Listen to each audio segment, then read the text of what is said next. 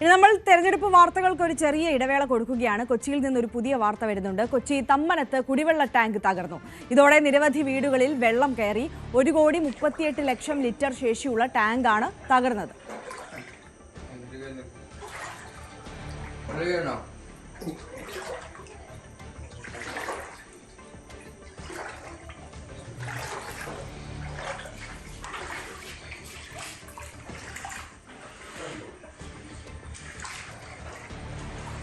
എന്താ ചെയ്യാൻ പറ്റുക എന്നുള്ളത് നിങ്ങളെ മിനിസ്റ്ററെ അറിയിച്ചോ?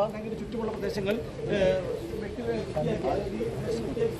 പക്ഷേ അതൊന്നും ഉണ്ടായിട്ടില്ല. എന്തെങ്കിലും ഒരു പ്രശ്നമുണ്ടോ എന്ന് പരിശോധിക്കാൻ പോലും അധികൃതർക്ക് ഇങ്ങോട്ടേക്ക് കടക്കാൻ പറ്റാത്ത സ്ഥിതിയായിരുന്നുവെന്നാണ് പ്രദേശവാസികൾ പറയുന്നത്. വെളുപ്പിന് 2 മണിക്ക് ശേഷമാണ് ഈ തമ്മനത്തുള്ള വാട്ടർ ടാങ്കിൻ്റെ ഭിത്തി ഒരു ഭാഗം തകർന്നു വീണത്. 1,35,00,000 ലിറ്റർ കപ്പാസിറ്റിയുള്ള ടാങ്കാണ് തകർന്നത്. തകർന്നതിന് ശേഷം ഈ പ്രദേശവാസികളുടെ വീടുകളിലെല്ലാം വെള്ളം കയറുകയും വാഹനങ്ങൾക്ക് കേടുപറ്റുകയും മതിലുകളെല്ലാം ചുറ്റുമതിലെല്ലാം ഇടിഞ്ഞു പൊളിയുകയും അവിടെയുള്ള ഹെൽത്ത് സെൻ്റർ അടക്കമുള്ള സ്ഥാപനങ്ങളിൽ വെള്ളം കയറി ആകെ ഉപയോഗിക്കാൻ പറ്റാത്ത അവസ്ഥയിലാണ് നിൽക്കുന്നത്. ആളുകളെല്ലാം പരിഭ്രാന്തരായിരുന്നു. കാരണം എന്താണ് സംഭവിച്ചതെന്നറിയില്ല. ആദ്യമായാണ് ഇത്തരം ഗുരുതരമായ ഒരു ടാങ്ക് പൊട്ടലുണ്ടായത്. മുൻകാലങ്ങളിൽ വെള്ളം ലീക്ക് ചെയ്യുമായിരുന്നു, ഓവർഫ്ലോ ചെയ്യുമ്പോൾ ലീക്ക് ചെയ്യുമായിരുന്നു. പക്ഷേ ഇതൊരു ടാങ്ക് പൊട്ടുന്നത് ചരിത്രത്തിൽ ആദ്യമായിട്ട് തന്നെയാണ്. അതിന് മാത്രം ഭയാനകമായ രീതിയിലാണ് വെള്ളം കുത്തൊഴുക്കുണ്ടായത്. ആളുകളെല്ലാം പരിഭ്രാന്തത്തിലാണ്. ഒരുപാട് നാശനഷ്ടങ്ങൾ ഉണ്ടായിട്ടുണ്ട്. വാഹനങ്ങളും ആളുകളുടെ വീട്ടിൽ വെള്ളം കയറി ഫ്രിഡ്ജ് അടക്കമുള്ള സാധനങ്ങൾ നശിക്കുന്ന സംഭവം ഉണ്ടായിരുന്നു. ഡാനി ഇപ്പോൾ കൂടുതൽ വിവരങ്ങളുമായി കൊച്ചിയിൽ നിന്ന് ചേരുകയാണ്. ഡാനി, ഒരു വലിയ പെരുമഴക്കാലത്ത് എങ്ങനെയാണോ വീടുകളിലൊക്കെ വെള്ളം കയറുക, സമാനമായ രീതിയിലൊരു സാഹചര്യമാണല്ലേ? ഇതിൽ വലിയ രീതിയിലേക്ക് വീടുകളിലേക്ക് വെള്ളം കയറിയിട്ടുണ്ട്. നമ്മൾ ഈ മഴക്കാലത്ത് വെള്ളം കയറുന്നതിനേക്കാൾ ഇരട്ടിയോടുകൂടിയാണ് ഇത്. ഏതാണ്ടൊരു ഉരുൾപൊട്ടലൊക്കെ ഉണ്ടാകുമ്പോൾ സംഭവിക്കുന്ന പോലെ എന്നാണ് പരിസരവാസികൾ പറയുന്നത്. വളരെ അപ്രതീക്ഷിതമായിട്ട് വെള്ളം കുതിച്ചെത്തുന്നു. എന്താണ് സംഭവിക്കുന്നതെന്ന് ആളുകൾക്ക് അറിയില്ല. കാരണം ഇന്നലെ മഴയൊന്നും ഉള്ള ഒരു സമയമല്ല. ഇപ്പോൾ കുറച്ച് ദിവസമായിട്ട് നേരത്തെ മഴ പെയ്തിരുന്ന സാഹചര്യമുണ്ട്. ഇപ്പോൾ പക്ഷെ മഴ പെയ്യുന്ന ഒരു സാഹചര്യമല്ല. അതുകൊണ്ട് തന്നെയും എന്താണ് സംഭവിക്കുന്നതെന്ന് ആളുകൾക്ക് മനസ്സിലായില്ല. പെട്ടെന്ന് ഇരച്ച് വെള്ളം എത്തുന്നു. ചുറ്റുമതിലുകൾ, പല വീടുകളിലെയും ചുറ്റുമതിലുകൾ തകരുന്നു. അവർ പുറത്തേക്ക് ഇറങ്ങുമ്പോൾ ഇരുചക്ര വാഹനങ്ങൾ വരെ ഏതാണ്ട് ഒഴുകി നീങ്ങുന്ന ഒരു അവസ്ഥയിലേക്ക് വരുന്നു. അവിടെ സമീപത്തൊരു കാറ് തന്നെ മതിൽ ഇടിഞ്ഞു വീണ് അതിന് അകത്ത് പെടുന്ന ഒരു അവസ്ഥയിലേക്ക് വരുന്നു. അങ്ങനെ ഒരു ഭീതിതമായ ഒരു സാഹചര്യമാണ് പുലർച്ചെ അവർ കാണുന്നത്.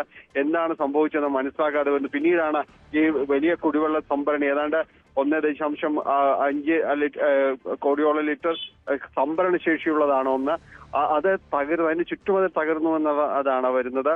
ഇതിൽ പൂർണ്ണമായും വെള്ളം ഒഴുകി വരുന്ന ഒരു അവസ്ഥ ഉണ്ടാകുന്നു. ഏതാണ്ട് 80% വെള്ളം അതിൽ ശേഖരിച്ചിട്ടുണ്ടായിരുന്നു. 1 കോടിയിലധികം ലിറ്റർ വെള്ളം അതിലുണ്ടായിരുന്നു എന്നതാണ്. അത് മുഴുവനായിട്ട് ഒഴുകി പരക്കുന്നു. ചുറ്റുപാട് വീടുകളിലേക്ക് കയറി. സമീപത്തെ ഹെൽത്ത് സെന്ററിലെ അത് പൂർണ്ണമായും വെള്ളം ഒഴുകി കയറി ഇറങ്ങി പോകുന്ന അവസ്ഥയിലേക്കുന്നു. മരുന്നുകളെല്ലാം വെള്ളത്തിൽ നനഞ്ഞിരിക്കുന്ന അവസ്ഥയാണ്. വെള്ളം ഇപ്പോൾ അത് ഒഴുകി മാറുന്നുവെങ്കിലും അത് സൃഷ്ടിച്ച ഒരു ഭീകരാവസ്ഥ ചെറുതല്ല. ആ സമയത്ത് സൃഷ്ടിച്ച ഭീകരാവസ്ഥ ചെറുതല്ല.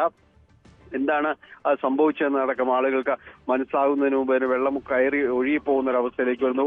ഈ നിരവധിയായ വീടുകളിലെ ചുറ്റുമതിൽ തകർന്നു. വീടുകൾക്ക് അകത്തേക്ക് വെള്ളം അടിച്ച് കയറിയിരിക്കുന്നു. ഈ ഗൃഹോപകരണങ്ങൾക്ക് നാശനഷ്ടം സംഭവിച്ചിരിക്കുന്നു. അതോടൊപ്പം തന്നെയാണ് ഈ ഒഴുകിയെത്തിയ വെള്ളം പലയിടങ്ങളിലും ഒരു കുടിവെള്ള ഈ പ്ലാസ്റ്റിക് ടാങ്കുകളുണ്ട്, കുടിവെള്ള സംഭരണം, അതെല്ലാം തകർത്തു. അങ്ങനെ വലിയ രീതിയിലൊരു നാശനഷ്ടം ഈ മേഖലയിൽ തന്നെ ഉണ്ടായിരിക്കുന്നു. ഏതാണ്ട് 20-ലധികം വീടുകൾക്ക് ഈ വലിയ രീതിയിലുള്ള കേടുപാടുകൾ സംഭവിച്ചിട്ടുണ്ട്. മാത്രമല്ല, രാത്രി 2 മണിക്കൊക്കെ എന്ന് പറയുമ്പോൾ ഉറങ്ങിക്കിടക്കുന്ന സമയത്ത് അപ്രതീക്ഷിതമായി ഇത്രത്തോളം വെള്ളം വീട്ടിലേക്ക് ഇരച്ചു കയറി വരിക എന്ന് പറയുമ്പോൾ വല്ലാതെ ഭീതിയിലായി പോയി കാണുമല്ലോ ആ ജനങ്ങൾ. അതാണ് അതിൽ തുടക്കത്തിൽ സൂചിപ്പിച്ചത്. കാരണം പുലർച്ചെ സംഭവിക്കുന്നു, മഴയില്ല. എന്താണ് ഇതിന് കാരണമെന്നത് പോലും ആളുകൾക്ക് ഓർത്തെടുക്കുന്നതിന് മുമ്പ് വെള്ളം കയറി വീട്ടുകളിലേക്ക് കയറുന്ന ഒരു അവസ്ഥയിലേക്ക് വരുന്നു. ചുറ്റുവട്ടത്ത് ഒരു കുടിവെള്ള സംഭരണിയുണ്ട്, അത് ഇങ്ങനെ ഈ വിധം തകർന്നതാണ് എന്നുള്ള അതൊന്നും ചിന്തയിലേക്ക് വരുന്നില്ല. കാരണം അത്ര പെട്ടെന്ന് എന്താണ് സംഭവിക്കുന്നതെന്ന് പോലും ആളുകൾക്ക് തിരിച്ചറിഞ്ഞില്ല. പിന്നീട് പുറത്തേക്ക് ഇറങ്ങുമ്പോൾ മാത്രമാണ് എവിടുന്ന് ഒഴുകി എത്തിയതാണ് എന്നതെല്ലാം മനസ്സിലാകുകയും ചെയ്യുന്നത്.